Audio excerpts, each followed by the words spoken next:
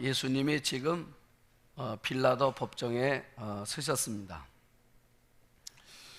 여러분, 로마라는 나라는 그 시대를 지배하고 있는 지배국가였는데, 근데 로마는 좀 독특했습니다. 식민지 정치를 하면서 자국민들에게는 많은 자율권을 부여를 했습니다.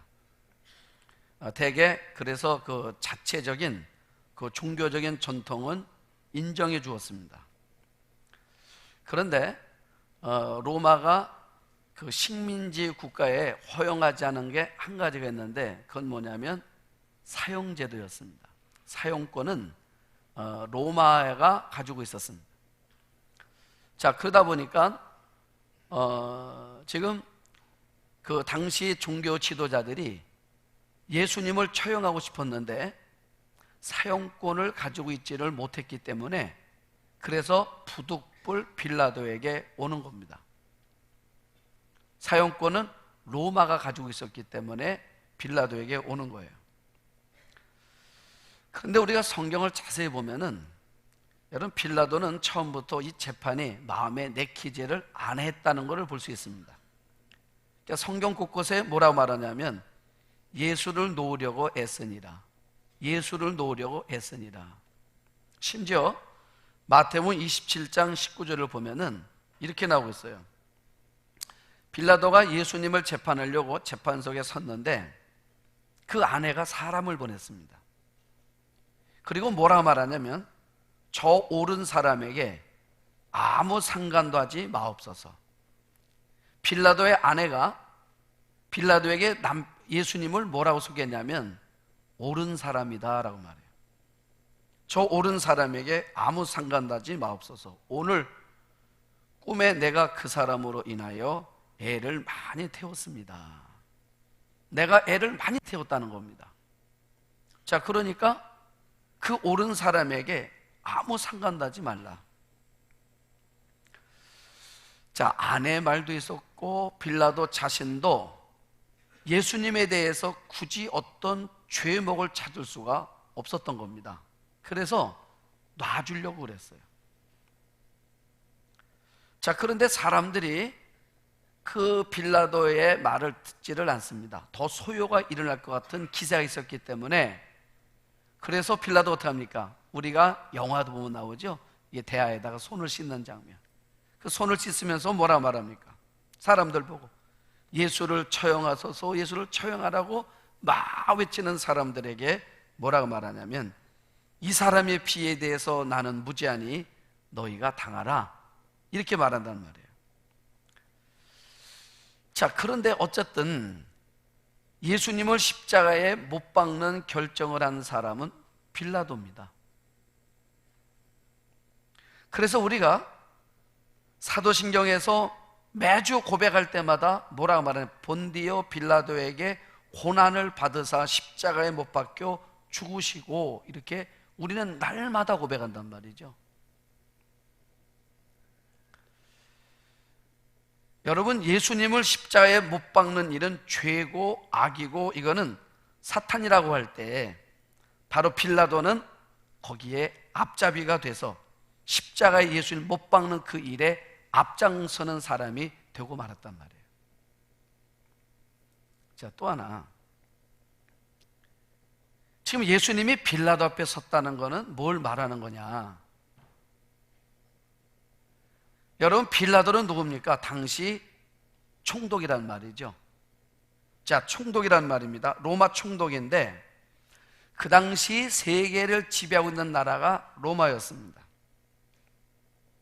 자, 그러니까 그 로마를 대표하는 사람으로 와 있는 사람이 빌라도고, 그러니까 예수님이 지금 빌라도 앞에 서셨다는 말은 세상 앞에 서 계시다, 그 말이에요.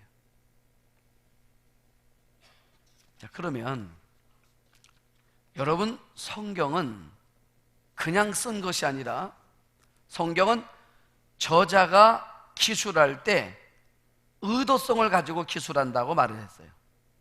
뭔가 이 의도를 가지고 있단 말입니다. 이걸 통해서 뭔가 전달하고 싶은 이야기가 있다, 그 말이에요.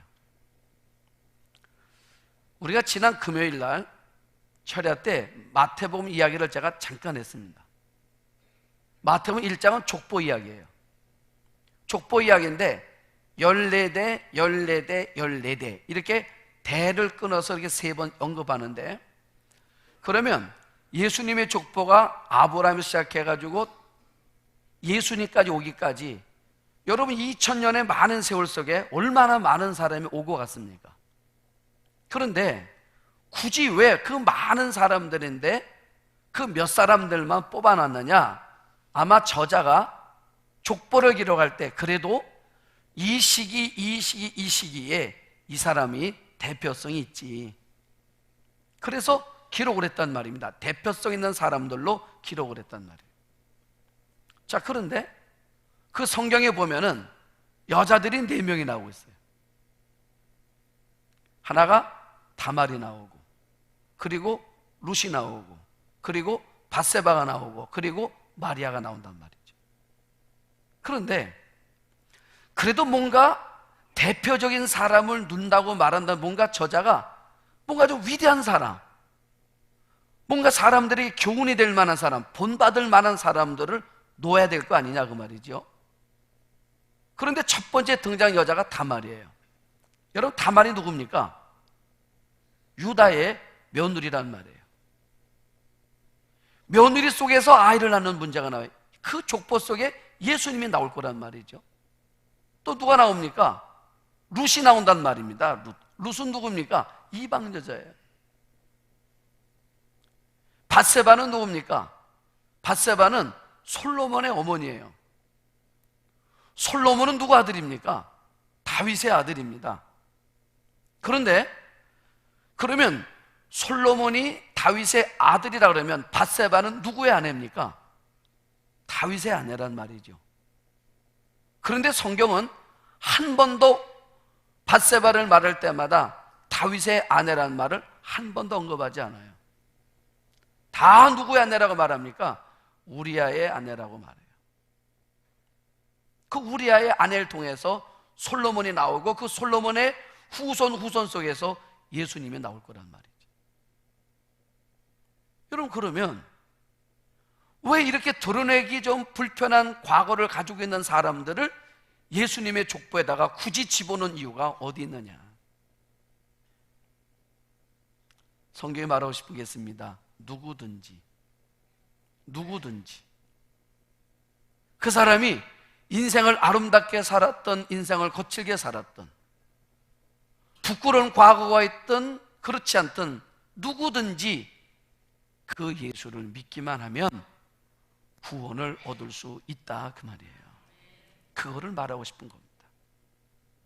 자, 그러니까 오늘 성경에서도 예수님께서 왜 빌라도 앞에 이렇게 서 계실까?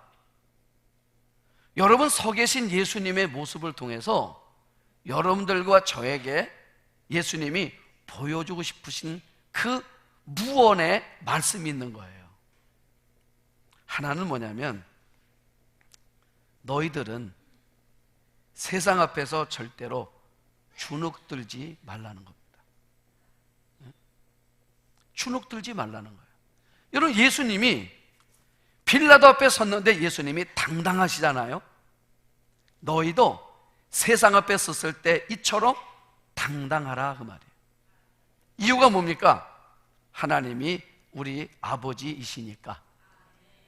우리가 세상 앞에 당당할 수 있는 이유는 뭐냐면 하나님이 우리 아버지이시기 때문에 당당할 수 있다는 거예요. 그래서 주눅들지 말라는 거예요.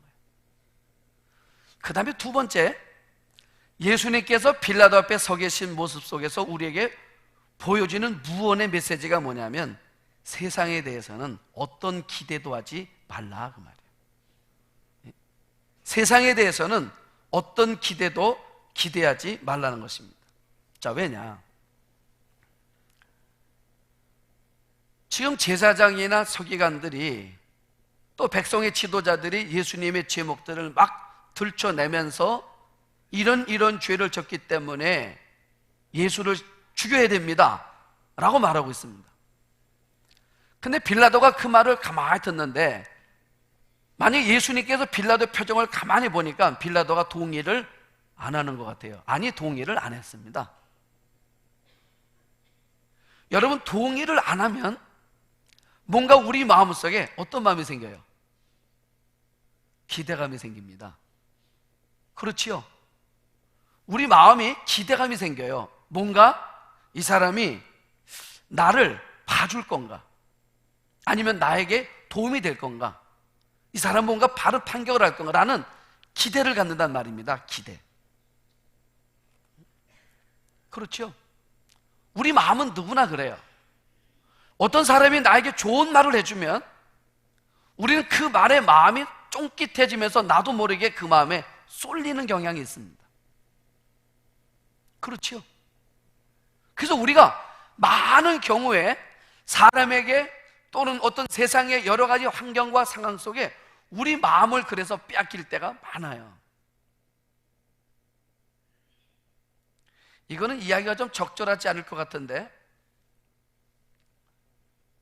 제가 2년 전에 강원도에 갔다가 밤늦게 돌아온 적이 있었습니다. 이제 밤늦게 돌아오면서 이제 고속도로 톨게이트로 이제 진입하려고 그러는데 깜깜해요. 그리고 거기는 보니까 진입하는 데가 이게 거의 산 쪽에 있어가지고, 그래서 편도 각각 1차선밖에 안 되는 좁은 도로입니다. 좌회전하면 그러면 이제 그 톨게이트로 들어가는 거예요. 칠흑 같은 어둠이니까 아무도 없잖아요. 그런데 빨간불이 섰는데 파란불 때 가만히 있다가 빨간불이 돼가지고 제가 좌회전을 했어요. 하고 좌회전 해가지고 이렇게 올라가니까 경찰차가 있어요. 그래서 그분이 그 경찰 아저씨가 얼마나 친절한지 몰라요? 아유, 선생님, 왜 파란불에도 가만히 계시고 조금만 더 기다리시지. 그러면 좌회전이 올 텐데, 아니 왜 그걸 못 참고 위반을 하셨습니까? 이러더라고요. 그래서 제가 너무 친절하길래 내가 그랬습니다. 죄송하다고. 죄송하다 하면서 우리가 하는 말 있죠? 어느 거 끊어달라고요? 싼 거 끊어달라고. 너무 친절해서 싼 거 끊어달라고 그랬습니다. 그때 그분이 뭐라 말하냐면 법규를 잘 지키셔야지요. 그러면서 이거는 안 되는 겁니다 하고 6만 원짜리를 끊더라고요. 여러분, 사람이요, 우리가 잘했건 잘못 떠나서 조금만 우리가 우리의 마음, 우리를 봐주는 것 같다는 느낌이 들 때 우리도 모르게 마음이 쏠리는 거예요. 그런데 지금 빌라도가 지금 이 고소권에 대해서 들어보면서 뭔가 예수님의 죄가 없다는 것을 느끼고, 그래서 뭔가 예수님께 뭔가 유리한 판정을 내려주지 않을까라고 기대할 법도 한데, 여러분, 예수님은요 빌라도에게 아무런 기대가 없어요. 아무런 기대가 없습니다. 이게 뭘 말하고 싶은 거냐면, 이 땅을 살아가면서 절대로 세상에 기대를 걸지 말라, 그 말이에요. 우리 한번 아멘. 세상에 기대를 걸지 말라는 거예요. 결국 예수님의 관점은 이제 나중에 보면 알겠지만 오직 주님의 시선은 오직 한 군데만 딱 초점이 맞춰져 있는 것을 볼 수 있습니다. 어디요? 하나님에게만. 여러분, 하나님께만 초점이 맞춰져 있는 사람은 세상의 어떤 것에 마음을 빼앗기지 않더라는 거예요. 그 다음에 세 번째로 보니까 예수님이 보여준 무언의 메시지가 뭐냐면, 그래서 예수님은 기대도 안 하셨기 때문에 실망도 하지 않으신 걸 보면서 너희도 세상에 대해서 실망하지 말라는 거예요. 자, 왜 그러냐? 여러분들이 아마 아실 겁니다. 유대인들은 명절이 되면은 죄수 하나를 풀어주는 그런 전례가 있습니다. 우리나라도 뭐 3.1절이라든지 광복절이라든지 성탄절 되면은 대통령이 특별 사면하지 않습니까? 그 식으로 유대도 명절이 되면 죄수 하나를 풀어주는 전례가 있습니다. 아마 그래서 빌라도가 예수님을 이때 풀어주고자 하는 마음을 가졌던 것 같아요.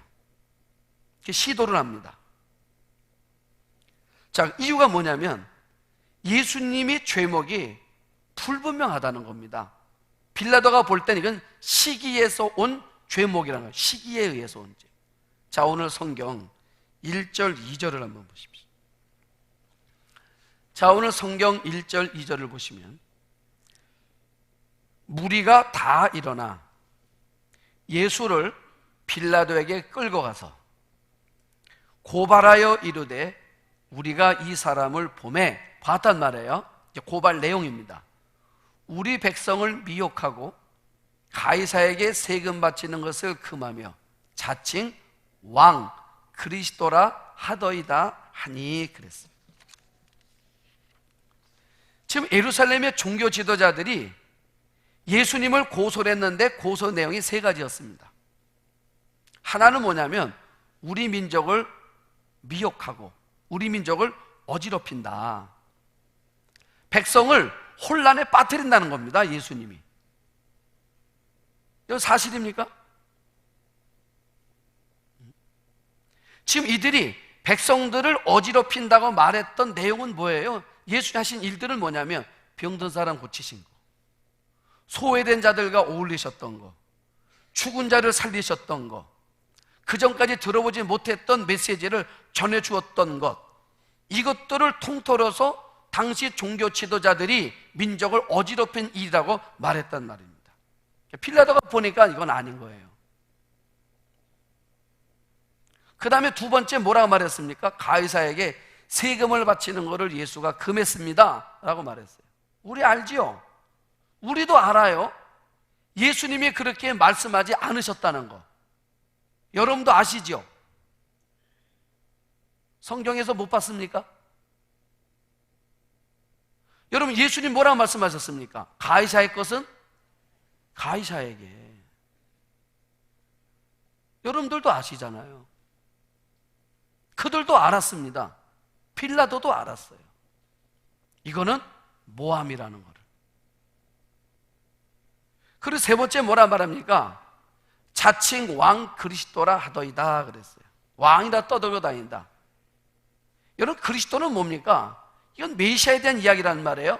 이건 종교적인 거예요. 자기들의 신앙과 서로 안 맞는다는 얘기입니다. 빌라도가 볼 때는 아무 문제가 없어요. 그가 정치적인 왕을 말한 게 아니었습니다. 빌라도는 정치적인 지도자예요.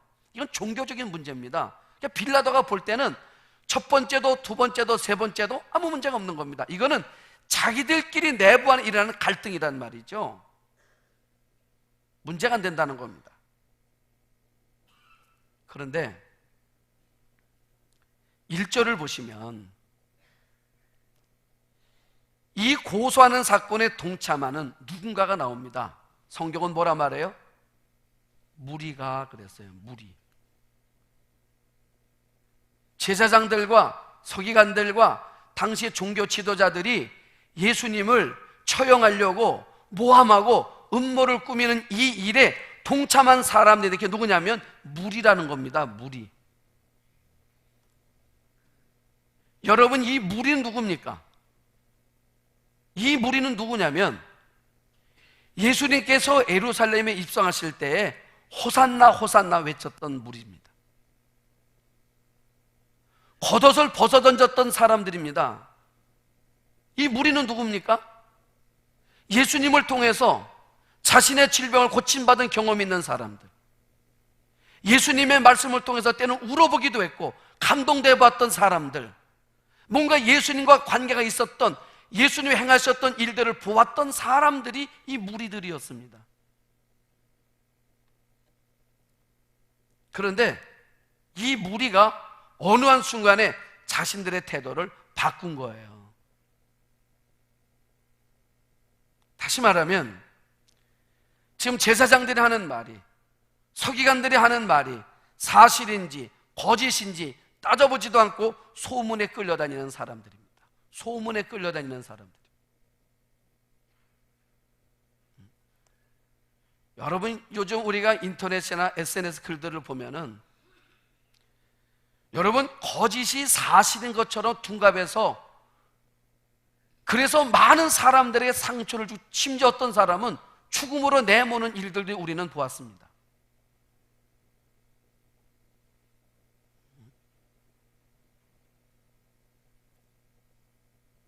여러분, 세상이 얼마나 무서운 세상이 됐나 몰라요.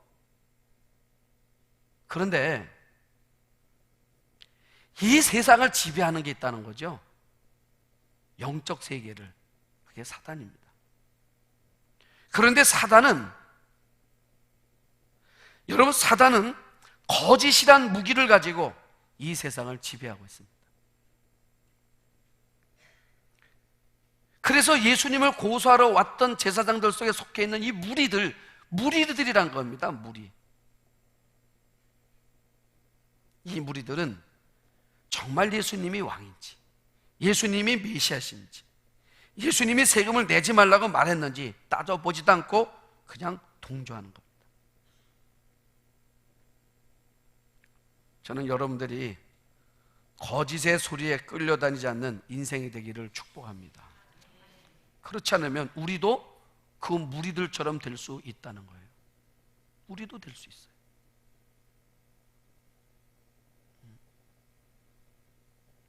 그래서 빌라도가 뭐라 말합니까? 그래서 예수를 놓아주기 위해서 누구를 데려왔습니까? 바라바라는 아예 흉악한 살인자를 데리고 나왔습니다.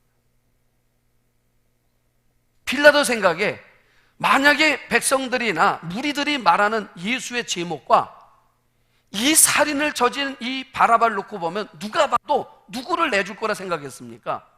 예수를. 여러분, 그런데 빌라도가 예수님과 바라바를 놓고 말하죠. 누구를 내어주랴? 그랬더니 무리들이 뭐라고 말해요? 바라바를 내주라는 거예요. 여러분, 이해가 됩니까? 바라바를 내주래요. 바라바를. 이해가 안 되는 일들이 우리 속에 만연되고 있다는 사실이에요.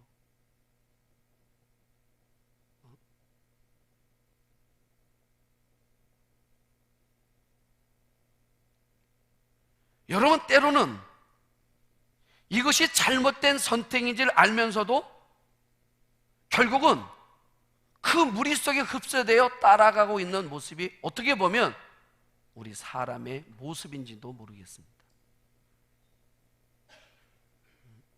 그런데 예수님이 보여주는 게 있어요. 저 앞에 앉아 있는 사람들, 저기에 서 있는 저 사람들, 나와 안면이 있는 사람들입니다. 나를 환호했던 사람들입니다. 그런데 지금 그들이 날 뭐하고 있습니까? 십자가에 못 박으래요. 십자가에 못 박으래요. 그런데 우리 예수님은 그들의 그 모습을 보고도 실망하지도 않고 분노하시지도 않아요. 왜 그랬습니까?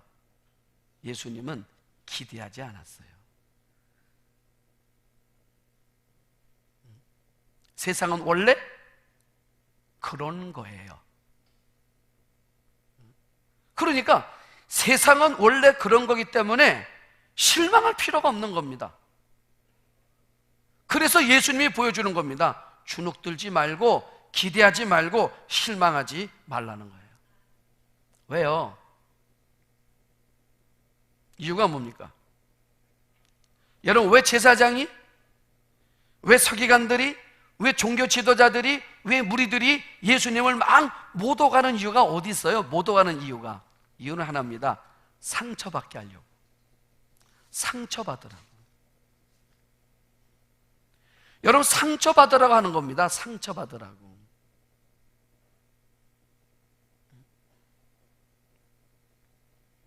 그래서 제가 말씀드렸죠. 헨리 나우엔의 책 제목 자체가 주는 의미가 있어요.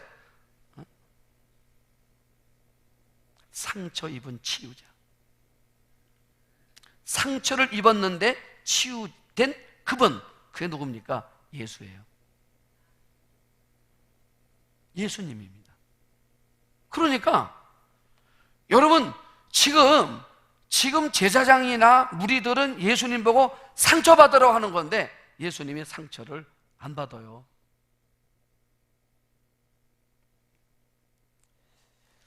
그래서 제가 성경을 이렇게 읽어봤어요.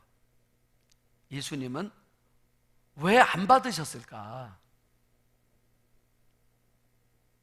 왜 예수님은, 우리는 기대할 만하고 우린 기댈 만한데 예수님은 왜 그러지 않고 한결같이 하셨을까? 마태복음, 마가복음, 누가복음 없는데 요한복음에 답이 있더라고요.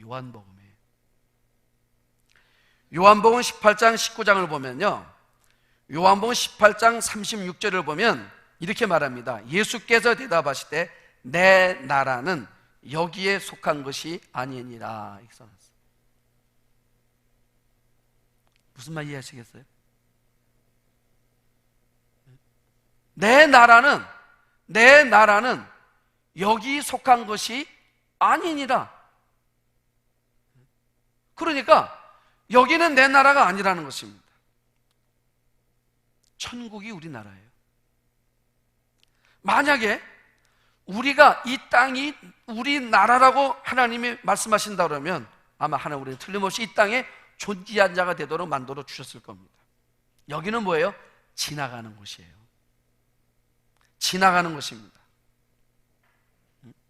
그러니까 우리가 이 땅을 살아가면서 어떤 일들을 만나도 다 뭐예요? 이거는 지나가는 곳이에요. 내 나라가 아니란 말입니다.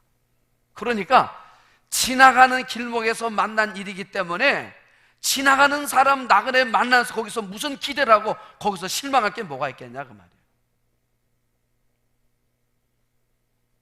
그 다음에 두 번째는 뭐냐면요, 왜 예수님이 실망하지 않느냐?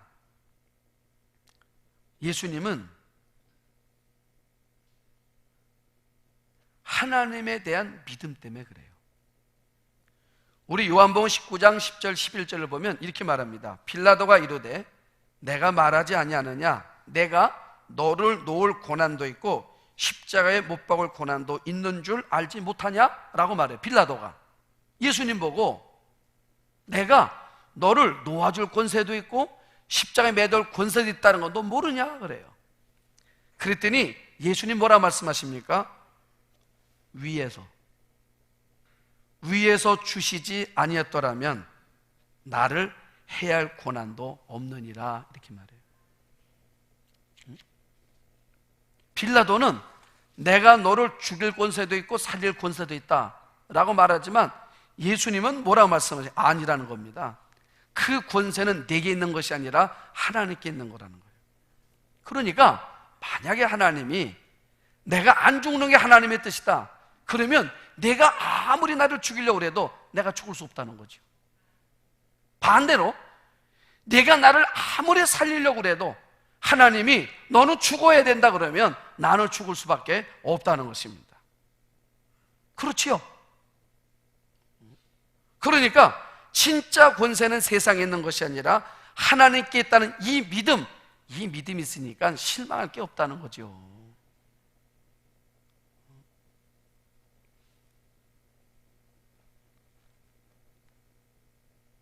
자, 그래서 우리가 빌라도와 이 헤롯이 등장하는 모습을 볼 수가 있습니다. 우리가 4절을 보시면 빌라도가 대제사장들과 무리에게 이르되 내가 보니 이 사람은 죄가 없다. 또 7절, 6절, 7절을 보시면 빌라도가 그가 갈릴리 사람이냐 물어 헤롯의 관할에 속한 줄 알고 헤롯에게 보내니 그때 헤롯이 예루살렘에 있더라 그랬어요. 자, 빌라도 생각에 예수님을 재판하는 이 일이 내게 이익이 되나 안 되나 따져보는 거예요. 자, 따져보고 자신이 이익이 안 될 것 같으니까 남에게 전가를 하는 겁니다. 여러분, 이게 인간의 속성이에요. 내게 이익이 안 되면 다른 사람의 그 일을 전가하려는 거.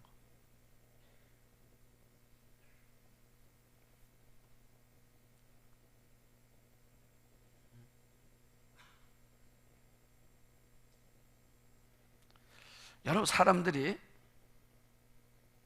우리 기독교를 비난을 많이 하고 있습니다. 자, 그 중에 두 가지인데, 하나는 뭐냐면 우리가 이 땅 앞에 빛과 소금의 삶의 길을 사실은 못 살기 때문에 그래요. 저는 늘 이런 마음을 갖습니다. 예수 믿는 사람들은 막 깎으려고 그러면 안 된다 생각이 들어요. 어느 분 제가 한번 봤는데, 그분은 자기는 아주 깎는 데는 선수래. 근데 예수 믿는 사람들은 깎는 데 선수가 되면 안 돼요. 그래서 그분과 같이 한번 시장을 가본 적이 있습니다. 뭘 사시는데 거의 절반을 이렇게 확 깎아요. 내가 깜짝 놀랐습니다. 그러면 저분이 팔까? 거의 절반을 확 깎는 거야. 그랬더니 그 장사하시는 분이 미치고 파는 거래요. 남는 거 없다고. 그랬더니 우리 이분이 뭐라고 말씀하시냐면, 장사하는 사람 미치고 판다는 말 다 거짓말이야 그러시더라고. 그래서 막 흥정을 해요. 막 실강을 벌이더라. 실강을 벌여서 결국은 이제 그 가격보단 좀 더 줬는데 제가 봐도 굉장히 많이 깎았어요. 그러다 보니까 물건을 살려면 그분이 생각이 나요. 과일을 살 때도 보니까 그분은 참 그런 걸 잘하시는 것 같아요. 과일을 살 때도 보니까 꼭 더 가지고 이렇게 더. 그 사람이 뭐라 하면 고만해도 에이 뭐냐 하나 더 막 뺏어서 너 갖고 와요. 그런데 가끔은 걱정이 돼요. 왜냐하면 내가 목사고 그분이 장로라는 거 알까봐. 여러분, 만약에 누가 지나가다가 목사님 아니면 장로님 이래 보세요. 그래서 마음속에 어떤 마음이냐면, 그래, 예수 믿는 사람들은 깎으면 안 돼.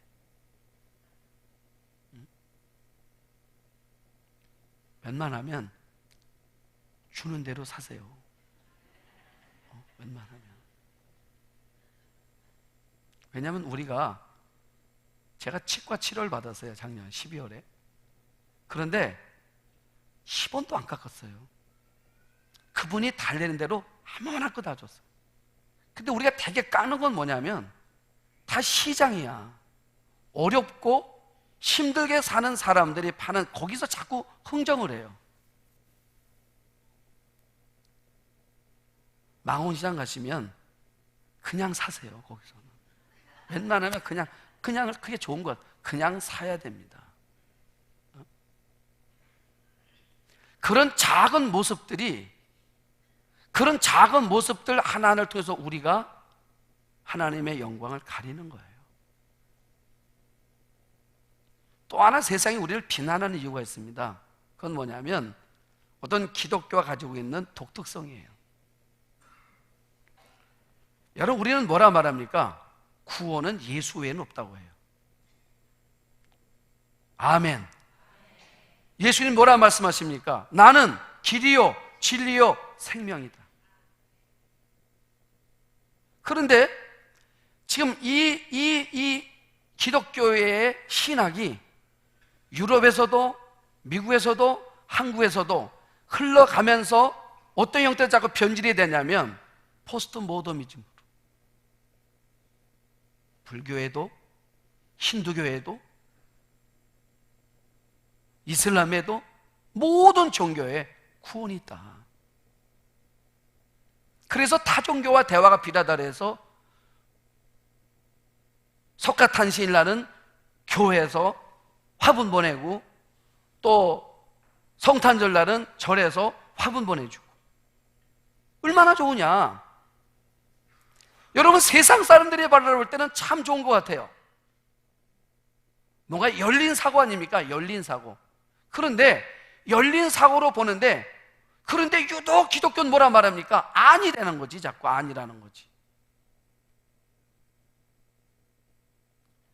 여러분, 이 아니라는 말 때문에 기독교 역사 가운데 얼마나 많은 사람들이 죽었나 몰라요.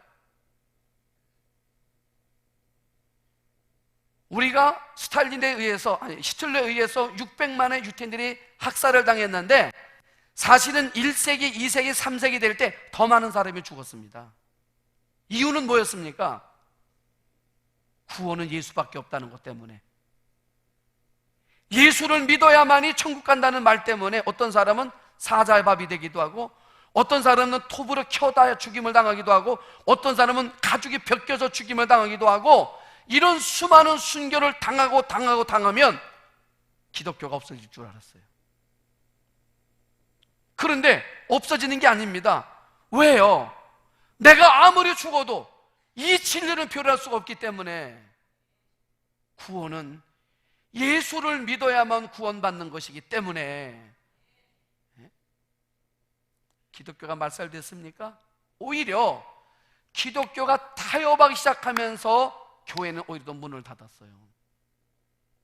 그런데 배타적이라고 말하고 편협적이라고 말하고 아집 있다고 말해도, 그럼에도 불구하고 구원은 예수밖에 없다고 외쳤던 그곳에서는 하나님의 역사는 지금도 여전히 일어나고 있다는 사실이에요. 우리 이걸 놓치면 안 돼요. 이익에 따라서 움직이는 게 아닙니다. 구원은 오직 기독교에만 있습니다. 그 다음 마지막으로 뭐냐면 헤롯이라는 사람이에요. 자, 헤롯이 등장하는데 8절을 보십시오. 헤롯이 예수를 보고 매우 기뻐하니, 너무 기뻐했어요. 이유가 뭔가 그랬더니, 이는 그의 소문을 들었으므로 보고자 한 지 오래였고, 또한 무엇이나 이적을 행하심을 볼까 바랐던 연고라 그랬어. 뭔가 기대가 있었어요.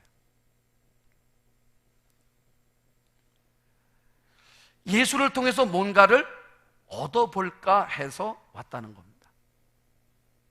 여러분, 잊지 마십시오. 우리가 신앙생활의 모든 신앙의 출발은 다 무엇인가를 얻으려고 시작한 겁니다. 그런데 내가 무엇인가를 얻으려고 했던 신앙에서 무엇인가를 드려지려고 하는 신앙으로 전환이 안 되면 안 돼요.